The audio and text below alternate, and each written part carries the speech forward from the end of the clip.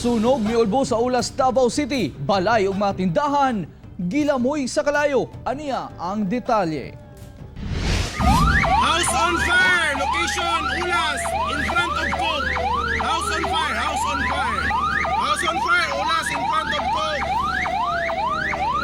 Pag-abot sa kabomberohan, dako na kayo ang kalayo nga mitabok na sa ubang establishmento.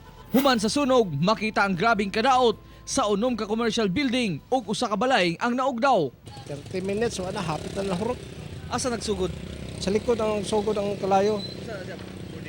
Boarding house nga napabayaan ang luto ba. Sa investigasyon, nagsugod kuno ang kalayo sa balay sa pamilyang Monteverde nga gihimong boarding house.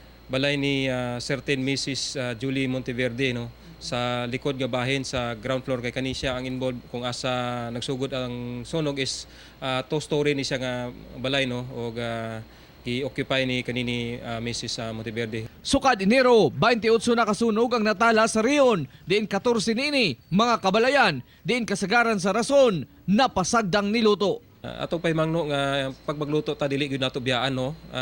Ato gyud humanon atong pagluto, palungon yo og tarong bago nato biyaan ang ato ang kusina para safety, no, dili ta mabiktima og sunog.